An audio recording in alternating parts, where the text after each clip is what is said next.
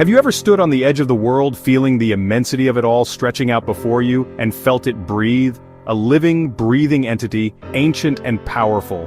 In Georgia, that feeling is everywhere. It permeates the air, clings to the valleys, and echoes in the mountains.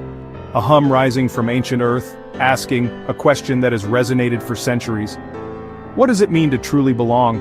What are the ties that bind us to a place, to a people, to a history? Here, history isn't just in books, it's not confined to dusty pages and forgotten archives. It's etched into the faces of its people, a living testament to the trials and triumphs of generations past. And the stones beneath your feet, worn smooth by the passage of time and countless footsteps. My journey began with a promise, a simple agreement made in the heart of the capital. To an old man in a Tbilisi market, a man whose eyes held the wisdom of ages, to leave the cities, to escape the modern rush and the familiar comforts, and find the places where the mountains still speak, where the ancient voices can still be heard. He pointed me toward the greater Caucasus, a formidable barrier and a source of endless fascination. To towers that touch the clouds, silent sentinels guarding the valleys below, and valleys where time pauses, where the rhythm of life slows to a gentle, almost imperceptible pace. Georgia's soul, he said, is found off the map, far from the tourist trails and the well-trodden paths. In the unexpected, in the moments that catch you completely off guard, in sharing cha-cha with strangers who become family, bound together by laughter and shared stories.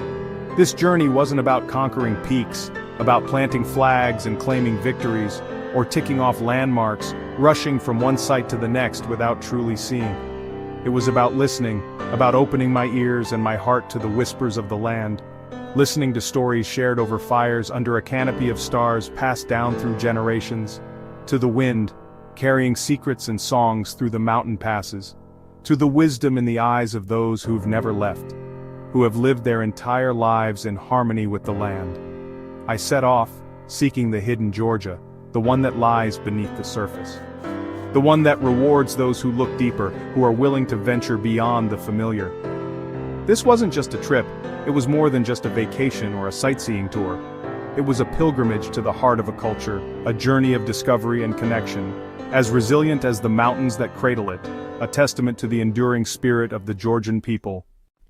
The road to Tusheti is a dare, a treacherous ribbon of gravel spiraling into the clouds. When the valley opened, it was like stepping into a forgotten kingdom, stone towers rising from green slopes, silent sentinels of a fierce past. I met Georgi, a shepherd whose life moves with the seasons. These towers are our ancestors, he said. They watch over us. Each family had a tower, a refuge in times of danger, a symbol of survival. In winter, the snow cuts Tusheti off from the world. You learn to listen, Georgi told me. The wind tells stories. We shared sheep's cheese bread and wild wine on the grass, surrounded by the sounds of sheep and eagles. For Tusheti's people, the land is a sacred trust, not something to be owned. As the sun dipped behind the peaks, I felt the deep connection between people and place. The towers are vessels of memory filled with generations of stories. Leaving Tusheti felt like waking from a dream, a world where humanity and nature still exist in fragile harmony. Leaving behind the serene peaks, I began my descent. From the mountains, I descended into Kyatura, a place where the echoes of industry resonate through every street and structure, a city cradled by steep gorges, where gravity seems to constantly challenge the landscape. Here you'll find rusting cable cars suspended precariously over the cliffs like relics of a bygone era, and Soviet echoes linger in the architecture, in the very air. Concrete apartment blocks cling to the cliffside, a testament to a time when this city was at the heart of an empire's industrial ambitions. The cable cars, a network of clanking and groaning metal, have been in operation since the 1950s. They are more than just a means of transport, they are a lifeline. These cable cars are the city's lifeblood, connecting communities and enabling daily life in this unique and challenging environment. They are threading steel veins through the cliffs, a complex web that binds Kyatura together. My guide, Levan, a former miner who knows this city like the back of his hand, told me, "This city powered the Soviet Union, the iron in our blood is from these mines." His words painted a vivid picture of Kyatura's past, a past deeply intertwined with the earth beneath our feet. We soared above the city in a swaying metal box, the wind whistling through the gaps, the landscape below a patchwork of concrete, a sprawling urban tapestry woven into the natural contours of the land. Smokestacks, remnants of a once booming industry, stand alongside patches of green, a reminder of nature's persistent presence. Lavon remembered the city's golden days, a time of prosperity and purpose now replaced by memories and the ever-present ropes of the cable cars, a constant reminder of the city's unique identity. Abandoned industrial equipment lies scattered, silent witnesses to a changing world. We walked past crumbling Soviet facades, their grandeur slowly fading with time, and the miner's entrance, a dark maw in the cliff, a gateway to the depths that once fueled an empire.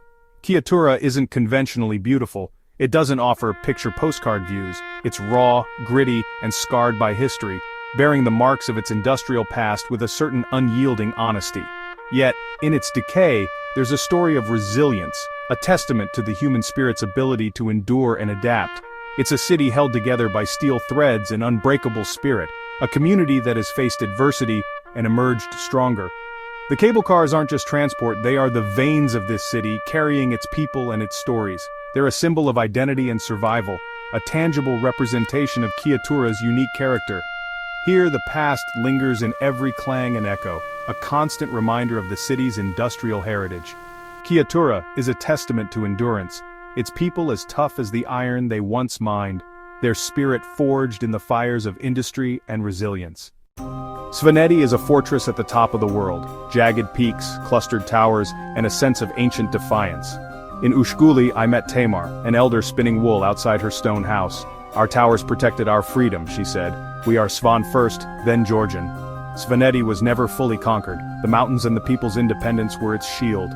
Tamar invited me in for Svaneti salt, a fragrant spiced blend, and stories of blood feuds and hidden icons. Her home was dark, cool, and filled with the scent of wood smoke and herbs. The traditions here aren't relics, they're living codes that still guide the community. As I ate hearty stew and kubdari, I felt the weight and power of this place. Svaneti is a land of extremes, beauty, weather, and identity. The people are as resilient as the mountains that surround them. The towers are anchors, holding a unique culture firm against the tides of time. Eastward, where the sun kisses the earth, the hills of Kakheti bask in a golden light, their slopes adorned with ripening grapes. The air is thick with the promise of the harvest, a sweet fragrance that speaks of ancient traditions and bountiful yields. This is the cradle of wine, the very birthplace of a practice that has shaped cultures and histories. Here, the tradition isn't measured in centuries but millennia, 8,000 years of winemaking heritage. Imagine the stories these ancient tools could tell, the generations of hands that have crafted wine in this very region. I visited a family vineyard, a place where time seems to slow down, greeted by Irakli, a man whose face is etched with the wisdom of generations. He welcomed me with a glass of his family's wine before any words were exchanged, a gesture of hospitality as old as the land itself. It was a silent invitation to partake in their history, their passion, their way of life. In his Marani, the traditional wine cellar, clay kavevri are buried in the earth, holding wine. These vessels, shaped like giant teardrops, have been used for millennia to ferment and age wine, a testament to the enduring power of tradition. The wine tastes of apricot, a subtle sweetness that dances on the tongue, a reminder of the sun-drenched orchards that dot the landscape, and walnut, a nutty depth that speaks of the rich soil and the ancient trees that stand guard over the vineyards, and honey, a golden sweetness that lingers on the palate, a gift from the bees that pollinate the vines and the wildflowers that carpet the hillsides. It's a taste that is alive with the land's spirit, a reflection of the unique terroir that makes Kakhetian wine so special. We do not interfere, Irakli said, his voice filled with a quiet reverence. The kvevri is the womb, the earth does its work. He believes in letting nature take its course, allowing the wine to develop its own character, guided by the wisdom of the earth. Wine here is more than a drink, it's a sacred tradition, a conversation with the past, a way to connect with the ancestors who first cultivated these lands. Irakli spoke of the supra, the feast where toasts and wine bind families and friends, strengthening the bonds of community and celebrating the joys of life. We walked among ancient vines, their gnarled forms telling tales of resilience and survival, their trunks thick as ancestors, their roots reaching deep into the earth, drawing sustenance from the land's ancient heart. These vines are my ancestors, he said, his voice filled with pride and reverence. When you drink our wine, you taste our history, he explained, the struggles and triumphs of generations past. In Kakheti, every glass is a taste of Georgia's soul, a tradition that nourishes the land and its people, binding them together in a shared heritage of winemaking and hospitality. The story of wine is the story of Georgia. Resilience, joy, and deep roots, a testament to the enduring spirit of the Georgian people. Here, the past is always present, a living, breathing part of the landscape, poured into every cup, shared with every guest, and celebrated with every toast. South in the cliffs of Erusheti Mountain lies Vardzia, a vast cave monastery, a city carved from stone. From afar, it's a honeycomb up close, a labyrinth of tunnels, chapels, and living quarters. I explored with Gabriel, a young monk who keeps the ancient flame alive. This was a fortress of the spirit, he said, built by Queen Tamar, a sanctuary in times of turmoil. Frescoes centuries old still glow in the cool cave air. We climbed to a terrace overlooking the valley. Vardzia once had 13 levels and over 6,000 rooms. An earthquake revealed its secret but not its spirit. The soul of Vardzia remains in these stones, Gabriel told me. Here faith and resilience are carved into the rock itself. Vardzia is a symbol of Georgian tenacity, a sanctuary that endures, echoing with the lives of those who called it home. My journey through Georgia's hidden corners is ending, but its spirit lingers. From Tusheti's towers to Chiatura's cables, Kakheti's vineyards to Vardzia's caves, each place is bound by a fierce love for the land and tradition. The real Georgia isn't in guidebooks. It's in shared wine, mountain wisdom, and the clang of cable cars. This country reveals itself slowly, rewarding patience with moments of unscripted beauty. Here, culture is tasted, heard, and felt. The strongest fortresses are built from community and shared history. Georgia challenges and changes you, leaving you with questions that matter.